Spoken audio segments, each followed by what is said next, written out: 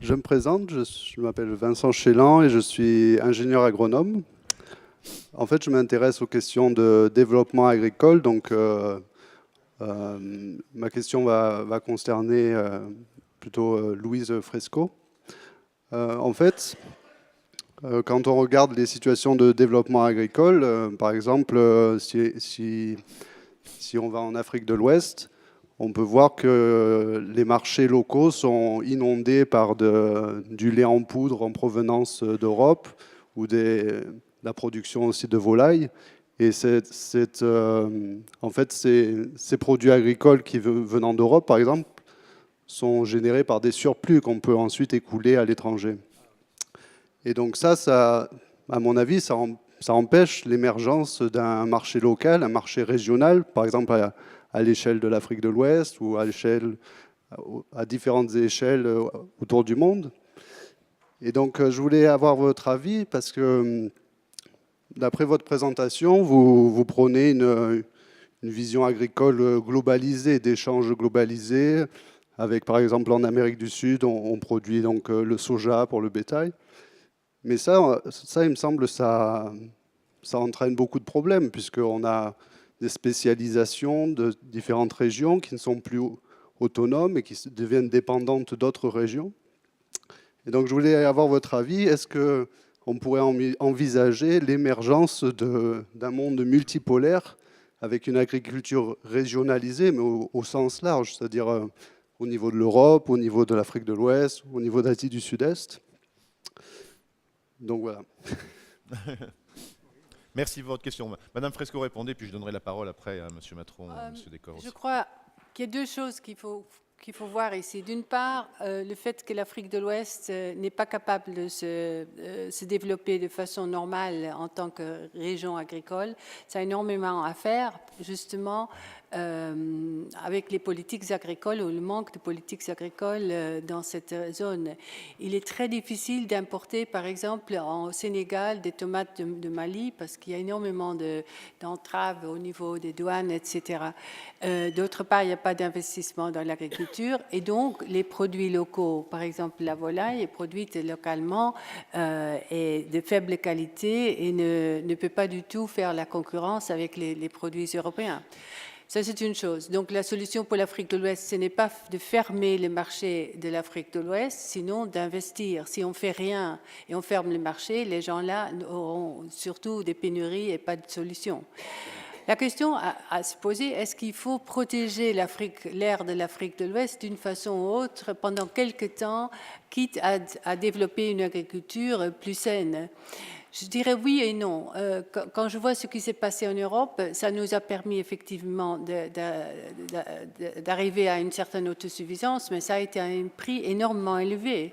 Le prix de la promotion de l'agriculture jusqu'à aujourd'hui en Europe est très élevé. Et en fait, si on laisserait maintenant les subventions, tout le monde, tout économe peut calculer qu'en fait, les prix vont baisser, ils ne vont pas augmenter pour le consommateur. Donc je crois qu'il faut faire la part des choses. L'Afrique doit investir dans son agriculture. On peut les aider. Je crois que le produit d'exportation le plus important de l'Europe, ce n'est pas la volaille, mais c'est la connaissance de comment, et le co-investissement, si vous voulez, la collaboration entre les producteurs là-bas et les producteurs d'ici. Partager les connaissances, les technologies et autres. Et je ne crois pas trop dans un monde multipolaire. C'est un mot à la mode, mais quand on se demande ce que c'est vraiment, on voit qu'on a déjà un monde multipolaire. Comme je vous citais le cas du riz, le riz ne rentre pas sur le marché international de façon, par exemple, comparable au soja. Le blé, c'est un peu entre les deux. Le polaire ou le multipolaire dépendra du type de produit. Et donc, je crois que ce qui est le plus important, c'est de garder cette ouverture d'esprit et ouverture des marchés, bien sûr, avec des garanties pour faire de sorte qu'on a ce qu'on appelle en anglais, je ne connais pas le mot en français, un level playing field, donc qu'il y a des concurrences qui soient nettes, qu'il n'y a pas d'autres normes, d'autres types de règles dans d'autres pays. Mais tout le monde a la possibilité de bénéficier d'un commerce ouvert. Mais il faut surtout aider les pays à faire des vrais investissements. Et jusqu'à présent, malgré des déclarations de Maputo, etc., il n'y a pas vraiment d'investissement en Afrique.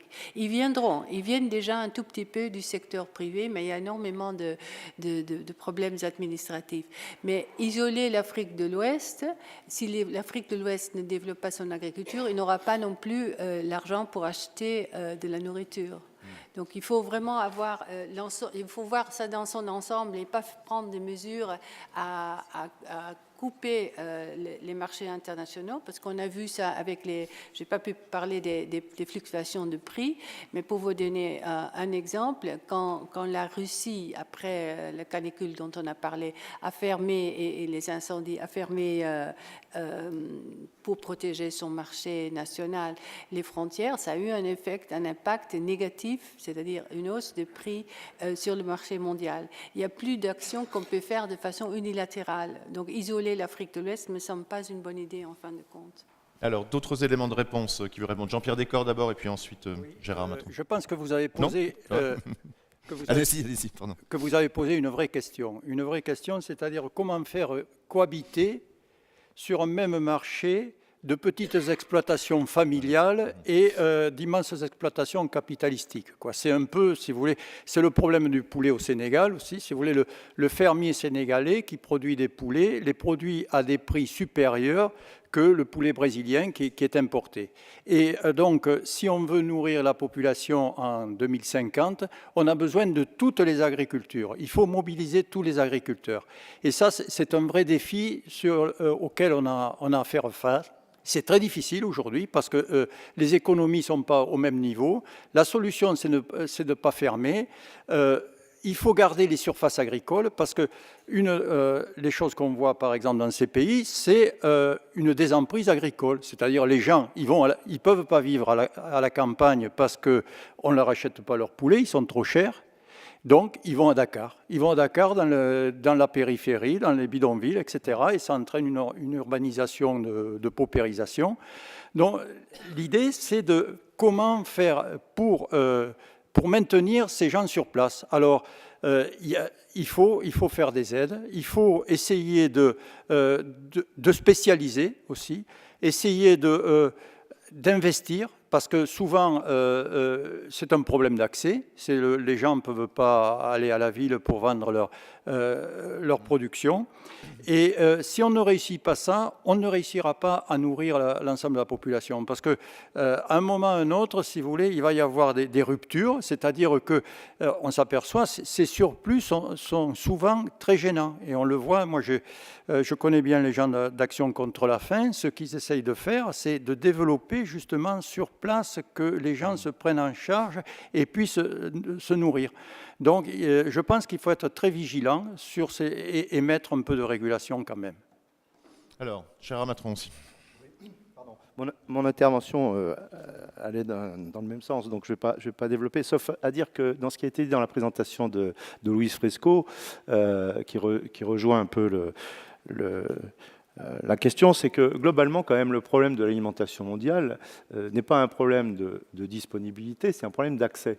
C'est-à-dire comment on règle la question de l'accès à une nourriture disponible à des gens qui, finalement, ne peuvent pas tous, pour des raisons diverses, mais essentiellement en question de pauvreté, ne peuvent pas avoir accès à ces choses-là. C'est vrai que le lait en poudre est une solution partielle, mais elle est partielle dans la mesure où, finalement, la croissance de la demande alimentaire en matière de lait, j'ai travaillé personnellement à la ferme de Sangalkam à Dakar, une ferme laitière, la croissance de la demande en lait est supérieure à la capacité d'augmentation de production dont disposent ces pays-là. Et donc, il est extrêmement important d'investir, ce qui n'a pas été fait jusqu'à présent, et Louise a raison d'insister sur le fait qu'il y a un vrai besoin d'investissement, premièrement. Et deuxièmement, comme on est dans les logiques, la multipolarité, je suis complètement d'accord, mais enfin, on est dans les logiques où il y a des échanges, de toute façon, il y aura des échanges, il est extrêmement important de mettre au point des systèmes de régulation des échanges. Parce que si les échanges ne sont pas régulés, eh bien, on vit des situations comme on a vécu en 2008 et puis récemment, on vit des situations de volatilité des prix qui font que les petits ont encore moins accès à des produits qu'ils ont du mal à produire. Et si les produits sont trop bas, ils vendent très mal leurs produits. Et donc, ils n'ont pas accès non plus à ces produits qu'ils ne produisent pas. Donc, il y a besoin, à un moment donné, de mettre un règlement, de se mettre d'accord sur les questions d'échange. Et ces questions d'échange liées à la volatilité, les collègues économistes en ont parlé ce matin, enfin, vous avez donné tout à l'heure un bon exemple. Je pense que c'est un deuxième élément qui est extrêmement important à caler, mais la poudre au lait et l'évolution de la production et de la consommation laitière sont significatifs, très illustratifs concernant cette question des échanges et de la production sur place liée à la demande et la croissance de la demande. Une autre question? Bonsoir. Bonsoir. Alice Janel, étudiante à l'Institut d'études politiques. J'ai une question pour Monsieur Monteil, qui a exposé donc un modèle très intéressant sur la construction de normes avec la prise en compte du groupe.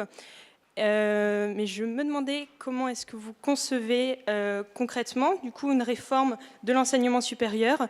Parce que je peux vous assurer qu'étudiante en sciences politiques, j'ai absolument pas le sentiment de participer à la construction d'un futur modèle de société. On a dit concrètement, pas de grands discours, mais des mesures et un financement aussi, s'il vous plaît. Non, en 35 secondes. Je ne vous dirai rien sur ce sujet parce que j'ai dirigé l'enseignement supérieur pendant 5 ans. Donc, soit tout est apporté à mon crédit, soit tout est apporté à mon débit. Donc, le problème est réglé. Si vous me demandez comment je conçois l'avenir de l'enseignement supérieur, d'abord, ça nous prendrait beaucoup de temps. D'autant plus qu'il y a une loi qui va aller au Parlement, donc on pourrait discuter. Mais je ne pense pas que ce soit complètement le lieu. Ce dont je suis convaincu, en revanche, c'est que dans la réforme de l'enseignement supérieur, comme dans toute autre réforme, l'adossement à la science est quelque chose d'absolument utile. Moi, je fais des sciences du comportement, je fais des neurosciences et des sciences cognitives. Dans ma vie, ça m'a toujours servi. Parce que ce n'est pas tellement l'objet scientifique, la connaissance sur l'objet qui est seulement intéressante. C'est la méthode, c'est la façon de poser un problème pour le rendre traitable. La force de la science, c'est ça. Et pour vous parler de l'enseignement supérieur, ou pour parler de toute autre institution, si ceux qui ont en charge l'organisation des politiques publiques avaient une formation par la recherche, je n'ai pas dit à la recherche, j'ai dit par la recherche, je pense qu'un certain nombre de problèmes seraient posés dans d'autres termes et que probablement les réponses apportées seraient parfois différentes. Je ne suis pas en train de dire que ça suffit, mais je suis en train de dire que la science, par sa méthodologie, le fond de la science, ce qui est très intéressant, c'est que si vous avez une idée, il faut vous placer dans les plus mauvaises conditions pour voir si elle résiste à l'épreuve des faits. Ça, c'est profondément hygiénique. Et donc, je crois en effet que toute réforme qui est abordée avec une culture scientifique au sens méthodologique du terme, c'est extrêmement important. On n'a jamais vu quelqu'un finalement se mettre dans les conditions les plus défavorables pour essayer de montrer que ce qu'il dit ne tient pas. C'est ça la science. Oh, il y a tellement de choses, mais le cours magistral. Non, ça dépend. Je veux dire, il y a des choses qui doivent être dites et c'est économique de le faire à tout le monde. Qu'on fasse un cours magistral ou qu'on fasse les MOOCs aujourd'hui, c'est pareil. Hein. Vous avez sur les réseaux, vous avez une information considérable. Il y a des choses qu'il faut diffuser. Et puis, autre chose est d'apprendre quelqu'un à poser les problèmes, encore une fois, dans des termes qui le rendent traitable. Et ça, c'est la démarche d'apprentissage par la recherche. Voilà.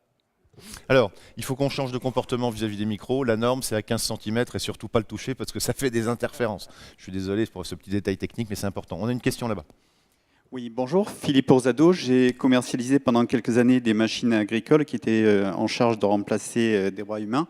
Et j'ai du mal à converger, là, suivant ce que m'explique M. Montel, avec l'exposé de Mme Fresco.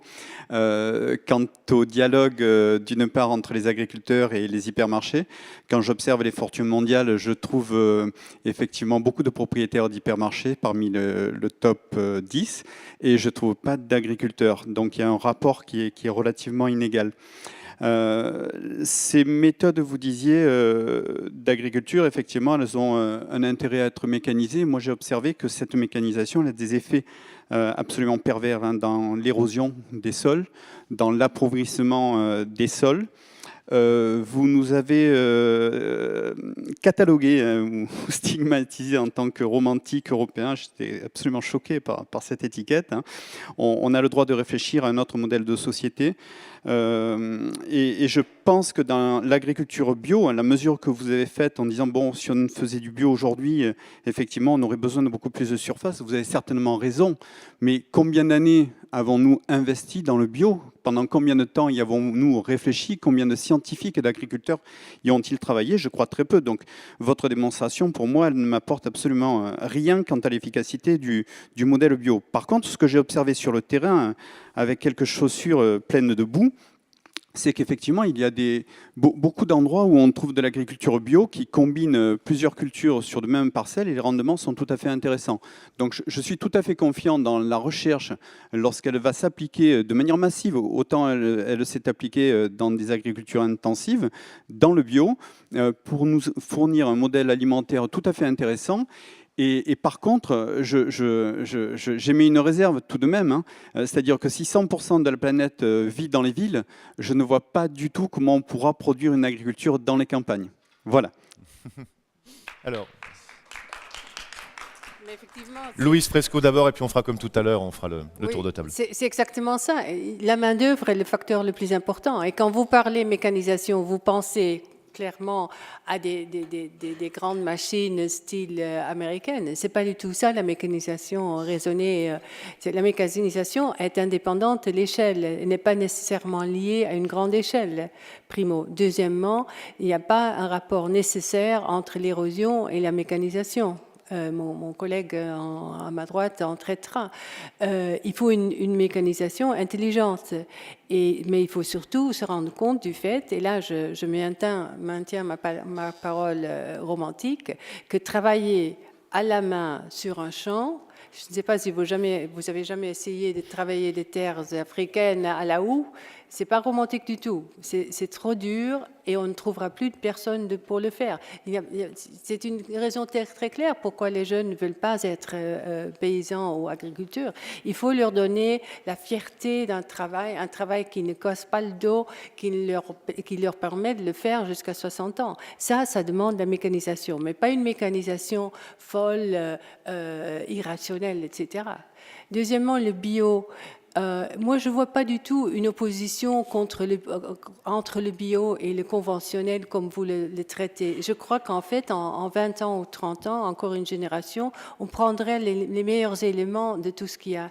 Un bon exemple est le fait que le contrôle biologique, donc sans herbicides, sans pesticides, se fait déjà dans beaucoup de champs conventionnels. D'ailleurs, le contrôle biologique avec des espèces prédateurs n'est pas du tout une invention de l'agriculture biologique, mais de l'agriculture conventionnelle. Et je crois que les meilleurs éléments des deux peuvent être utilisés. Mais je maintiens que sur la majorité des terres, il n'est pas possible de faire une agriculture sans engrais. Bien sûr, il faut bien utiliser les engrais. Il ne faut pas les maltraiter. Il ne faut pas maltraiter les terres. Mais vous ne pouvez pas mettre le bio dans son cas idéal à côté des mauvaises habitudes des agriculteurs. Oui, bien sûr, on a fait des erreurs. Mais l'agriculture dite conventionnelle a énormément d'éléments positifs, comme là, le biologique. Mais le biologique sans engrais, je ne le vois pas du tout à long terme, sauf, comme je dis, sur des terres très, très riches, volcaniques, etc. Ou bien, si vous voulez, le café biologique, par exemple, dans le Costa Rica, sur les terres volcaniques où on extrait en fait une toute petite partie de la plante sur une culture pérenne, ça peut marcher pendant assez longtemps. Mais pas le blé autour de Paris, par exemple. C'est pas possible de faire du blé avec des rendements convenables en biologique autour de Paris, par exemple. Ce qu'il ne faut pas confondre non plus, c'est le biologique et les races. Parce que très souvent, on dit oui, le biologique a un goût supérieur, c'est la tradition, c'est très beau. Mais ça dépend de la race. race de pommes de terre, par exemple, ou la race des pommes. C'est pas nécessairement lié au biologique. Le biologique, ce qu'il a fait de très bon, c'est qu'il a remis l'histoire de l'agriculture sur l'agenda du consommateur. Il a montré la nécessité de revoir un certain nombre des races qu'on a utilisées. Il y a beaucoup plus de diversité dans les fruits et les légumes aujourd'hui, grâce au débat avec le biologique, mais en soi-même, la race, c'est autre chose que la technique biologique. Dernier point sur le biologique, comme ça je fais le tour, ce n'est pas vrai qu'il y a une différence chimique entre une pomme biologique et une pomme conventionnelle. Le processus de production est le même. Si vous pensez aux résidus de pesticides, par exemple, sous la loi française ou la loi des Pays-Bas, on ne peut pas trouver des résidus. Donc, chimiquement, il n'y a pas de différence. Et donc, il n'y a pas de différence non plus. On a bien étudié cette question au niveau de la santé ou de l'apport à la santé du biologique comparé au conventionnel. C'est malheureux. Moi, j'aimerais bien que ce soit différent, mais ce n'est pas le cas. Et je ne sais pas qui disait ça dans l'autre table ronde. Il faut dire comment les choses sont, pas s'ils sont bons ou mauvais. Mais à long terme, je vois beaucoup de coalescence des deux approches, si vous voulez. Voilà, c'était Vincent Courtillot tout à l'heure. Oui. Monsieur Matron, on va changer le... Moi, je voulais compléter, parce que effectivement, les choses ont été dites sur 2 points. Le premier point, c'est qu'on constate finalement que c'est le mix de toutes ces agricultures qui évolue finalement. Et quand on se met à la place d'un paysan, il est clair que s'il peut produire plus avec la même force de travail, il peut gagner plus, et la mécanisation peut lui permettre, à certains égards, en fonction du niveau de production dans lequel il est, de bénéficier de ce surplus. Mais moi, ce sur quoi je voulais compléter la réponse de Louise, c'est sur les questions des trajectoires. Quel que soit, finalement, le projet agronomique ou le projet de culture ou d'organisation agricole qu'on propose à un producteur, à un paysan, on part d'une situation A et on lui dit qu'il faudrait qu'il fasse B. Et souvent, on ne sait pas bien faire la trajectoire pour aller de A à B, quoi.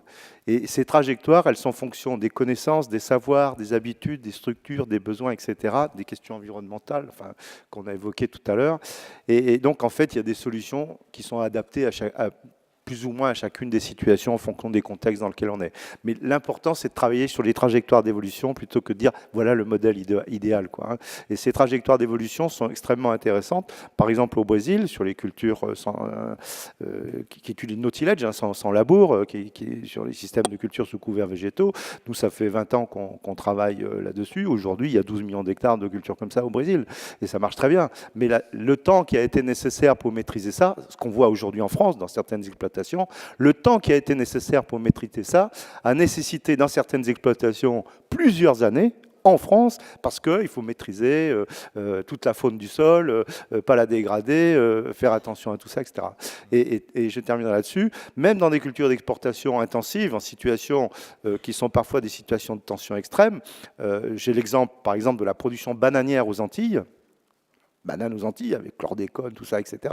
Eh bien, dans les 5 dernières années, en utilisant des systèmes de culture sous couvert végétal, en augmentant la production de bananes exportées, on a diminué de 70% l'utilisation des pesticides dans les productions. Alors, c'est un pas, c'est pas zéro, mais ça veut dire que même la technologie, dans des systèmes de culture qui ne sont pas bio, mais qui ont envie de rentrer dans une trajectoire pour des raisons diverses et variées d'assainissement, je dirais, biologique du système, on peut y arriver en utilisant ces techniques-là, mais ça nécessite du temps, de la compétence, du savoir, et puis surtout des stratégies et des politiques clairement affichées par les acteurs et adossées à leur savoir-faire, qui sont extrêmement... Donc, je pense que la société de demain agricole sera riche en savoir, plus qu'enrichie en savoir-faire. Jean-Pierre Descor ? Je pense que vous avez pris la chose pas par le bout qu'il fallait. C'est-à-dire qu'il faut éviter de faire des guerres d'école, l'agriculture biologique contre l'agriculture raisonnée, etc. On est devant un défi aujourd'hui. Si on prend les productions de 2003 et les productions qu'on veut en 2050, il faut doubler les productions de base. Pour doubler ces productions de base, il y a 2 facteurs sur lesquels on peut jouer, et que 2 uniquement, c'est le sol et la plante. Donc la première chose, c'est de préserver le sol. De préserver le sol, comment on peut le faire? Il faut maintenir son activité biologique, il faut maintenir sa matière organique, etc. Tout ça. Donc les techniques qui se développent aujourd'hui sont des techniques de non-labour, c'est-à-dire de travailler un minimum de sol. Un sol labouré, c'est 50 kg de vers de terre. Une prairie permanente, c'est 5 tonnes. Donc, vous voyez, et quand même, les vers de terre ont un rôle très important, c'est former l'humus. Les prairies, malheureusement, ne nourrissent pas les hommes, il faut mettre des cultures dessus. Donc, le sol est très important. La culture bio de la vigne dégrade les sols d'une façon épouvantable. Soyons concrets. Aujourd'hui, donc, la culture de la vigne souffre de 2 parasites, l'oïdium et le mildiou. Le mildiou de la vigne, Plasmopara viticola, traditionnellement, la culture bio. On ne peut pas faire de vin sans contrôler ces parasites. C'est impossible. Voilà. Il y a des années de mildiou, ce mildiou de la grappe, vous avez 0. Les grappes sont ratatinées, voilà. Donc, on recommande d'utiliser les méthodes ancestrales en lutte biologique. 4 kg de sulfate de cuivre à l'hectare. Les années où il y a des attaques, c'est 10 traitements. Dans mon pays, on dit qu'on ne fait jamais un jardin sur une vieille vigne. Pourquoi? Parce qu'il y a tellement de cuivre qu'on a détruit tout le pouvoir germinatif du sol. Donc, soyons raisonnables, faisons du vin bio en utilisant précautionneusement des produits biodégradables dont on ne trouve pas de résidus dans le vin. Voilà des exemples. La deuxième chose, c'est améliorer la génétique. Il faut aujourd'hui, donc, vous voyez, on va augmenter les surfaces agricoles. On dit que les surfaces agricoles, en gros, sans détruire la forêt, etc., tout ça, on peut jouer sur 8% jusqu'en 2030. Parce qu'on a des nouvelles surfaces en Afrique qu'on peut exploiter, on en a en Amérique latine, en particulier en Argentine, mais chaque jour, on en détruit, on fait des autoroutes, on urbanise, etc. Donc la balance, c'est on peut gagner 8% encore. Donc pour le défi qu'on a à faire, c'est 80%, ce sera par la génétique. C'est-à-dire qu'il va falloir, et on a parlé des immenses surfaces du Kazakhstan. Le Kazakhstan, aujourd'hui, le blé qui est cultivé au Kazakhstan, c'est 10 quintaux hectares. Donc il y a un potentiel considérable à condition d'améliorer les semences, qu'elles soient plus résistantes au froid, etc. Tout ça, parce que c'est des climats assez continentaux. Et là-dessus, on a des outils remarquables. On a la biologie moléculaire, on a la biologie cellulaire. Donc, il faut utiliser toutes ces techniques. Et pourquoi pas aller jusqu'à la transgénèse? Pourquoi à un moment on s'arrêterait, si vous voulez, c'est comme actuellement le même débat qu'on a sur les cellules souches. Vous voyez? Donc on dit oui, on va prendre en santé humaine, on dit on va travailler sur des cellules qu'on va reprogrammer pour être des cellules totipotentes. Bon, on a des embryons surnuméraires et vous voyez qu'on était un peu coincés, on était les seuls, donc on est en train de modifier la loi. Donc soyons raisonnables et prenons ce qu'il y a bien dans toutes les techniques, parce que l'objectif, c'est d'arriver à nourrir les gens correctement, comme on vous a dit, d'une façon saine, en respectant toutes les agricultures, mais en ne les opposant pas. Voilà, donc, en tant que paysans, je vous dis, gardons la raison dans ce domaine-là et essayons au lieu d'opposer les techniques, d'essayer de les fusionner pour arriver à un meilleur usage. Une autre question, ici.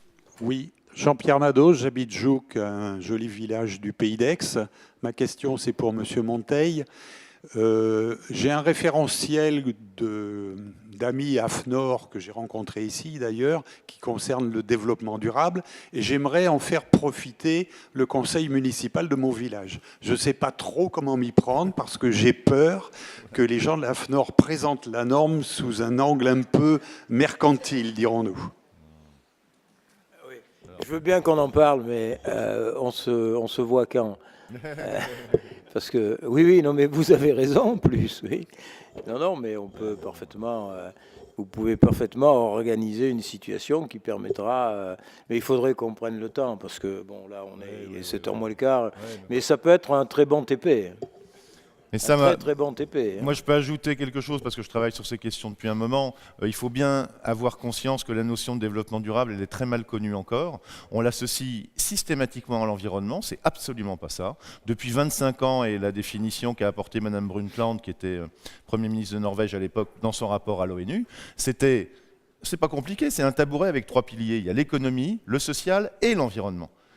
Et si on enlève un de ses pieds, il y en a un qui tombe, le tabouret tombe, et voilà, s'il y en a un qui est plus haut que l'autre, vous voyez ce que ça donne, quoi. Et on est un petit peu dans cette période-là en ce moment. On n'arrive pas à réconcilier environnement, social et économie. On le voit dans toutes les directions.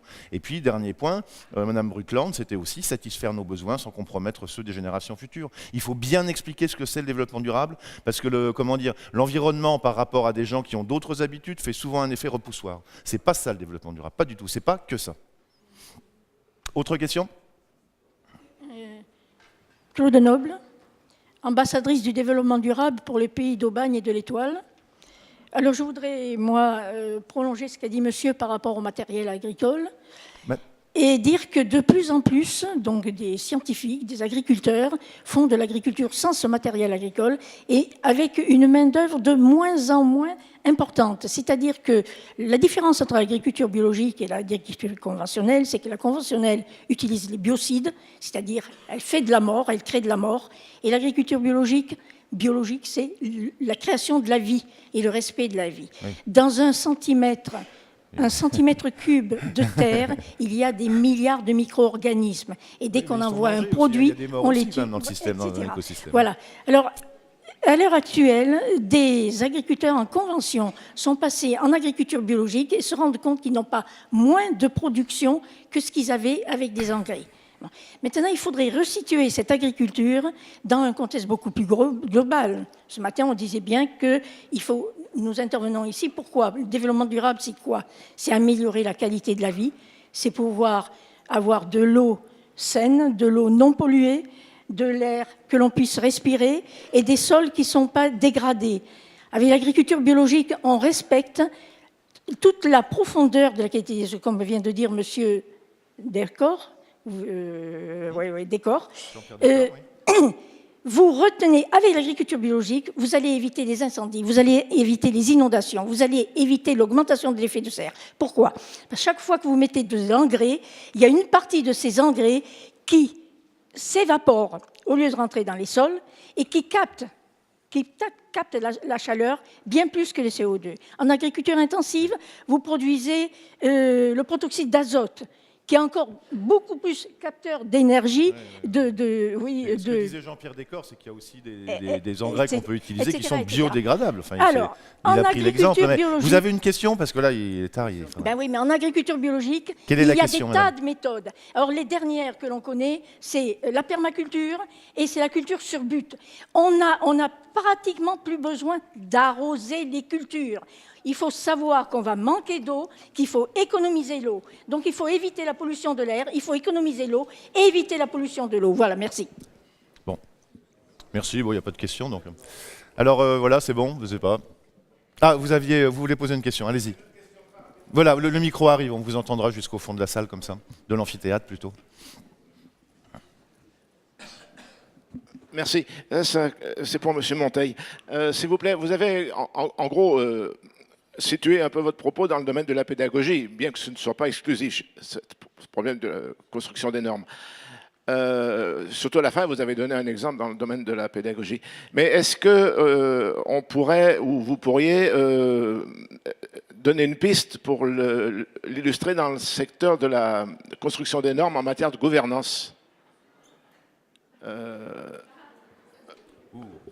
Une piste, parce que je pense que l'heure ne me permet pas de faire plus. Oui, mais votre question est extrêmement intéressante, parce que c'est justement le problème.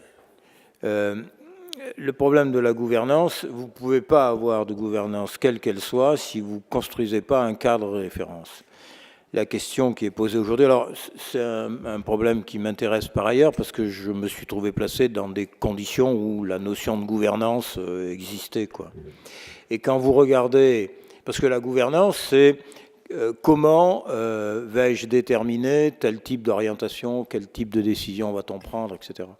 Et la question qui est posée, c'est de savoir si toute décision est suffisamment informée, mais non pas suffisamment informée au sens seulement technique du terme, c'est-à-dire de savoir comment l'information technique qui va participer à la décision, pour parler clairement, savoir si cette information technique est partagée par ceux qui vont prendre la décision et qui vont la décliner.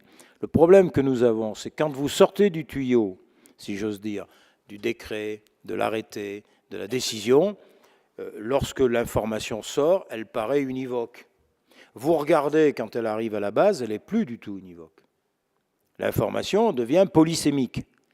Et vous vous étonnez après qu'il y a évidemment un certain nombre d'effets pervers, on n'a pas été compris, ça c'est la position la plus modeste, généralement c'est ils ne comprennent rien, hein, c'est un peu comme ça, hein, on fait d'ailleurs, dans beaucoup de systèmes fonctionnent comme ça. Or, je crois que préalablement à la décision, il y a l'appropriation du mode de décision. Gouverner, enfin, quand on dit gouverner, c'est prévoir, c'est pas complètement idiot. C'est prévoir quoi? C'est évidemment prévoir, c'est-à-dire considérer que ceux qui vont avoir à mettre en œuvre ce que vous avez décidé sont capables de s'approprier les éléments mêmes de cette décision. Et donc, moi, je crois profondément qu'aujourd'hui, le déficit de gouvernance, c'est un déficit de partage. J'ai dit tout à l'heure qu'on était dans une logique organisationnelle où on avait tendance à considérer que la hiérarchie des statuts connotait une hiérarchie des personnes. Eh bien, quand vous gouvernez, quand vous êtes en responsabilité et que vous avez des décisions à prendre, il est formidablement intéressant d'essayer de sortir du cercle des spécialistes pour entendre, ne serait-ce que reformuler ce que vous allez avoir à formuler, vous, dans des termes qui sont juridiquement installés, etc., etc. Or, nous considérons qu'il y a une perte de temps au débat préalable, et si on faisait une petite analyse, quelqu'un disait ce matin, l'inaction coûte cher. Ce qui coûte cher, ce n'est pas le débat préalable, c'est le débat après la décision. Moi qui ai, comme certains d'entre vous ici, piloté des réunions multiples après décision, où fatalement la moitié est d'accord et la moitié conteste, vous perdez un temps considérable. Si vous faites le coût de la discussion post-décision, vous constatez que si vous aviez eu un débat préalable, vous n'en seriez pas arrivé là. Mais je crois, ça rejoint ce que je disais tout à l'heure à la jeune étudiante, si on approche le problème dans des termes un peu scientifiques, ben on ne le pose pas tout à fait de la même façon. Pardon de dire ça, mais il y a un mode technostructurel de gouvernance. Ce mode technostructurel de gouvernance, il est désincarné. Il est désincarné. Ce n'est pas un problème de comment dirais-je, ici, de posture humaniste. Ça n'a rien à voir. D'un point de vue strictement cynique, du point de vue de la réussite de la décision, on a intérêt à avoir un débat préalable plutôt que post-décision. Sauf si, évidemment, la décision est non ambiguë, elle ne pose aucun problème, et là, il n'y a pas de sujet. Généralement, quand c'est le cas, c'est que le sujet n'est pas lourd. Voilà. Et si vous voulez éviter ce genre de choses, après, qu'est-ce qui se produit dans une décision, ou même quand vous avez une majorité qui est à peu près d'accord dans une assemblée, il y a quand même des divergences qui s'expriment. Les divergences qui s'expriment radicalisent les points de vue. Pour peu qu'il y ait un leader, la radicalisation est encore plus forte. Parce qu'on a besoin d'une appartenance catégorielle. On la fabrique. D'ailleurs, vous voyez bien, vous prenez une assemblée qui est unanime, prenez un univers politique, prenez un conseil municipal où tous les élus sont du même bord. 6 mois après, vous avez une opposition. Ah oui. Mais c'est un mécanisme absolument naturel. Absolument naturel. Bon. Voilà, donc c'est un vrai sujet. La gouvernance, c'est un vrai sujet. Le problème, c'est que la gouvernance ne s'apprend pas dans les modes habituels des apprentissages que l'on fait, notamment dans la haute fonction publique. Bien. Eh bien, on va conclure sur ces propos de haute tenue. Merci à tous.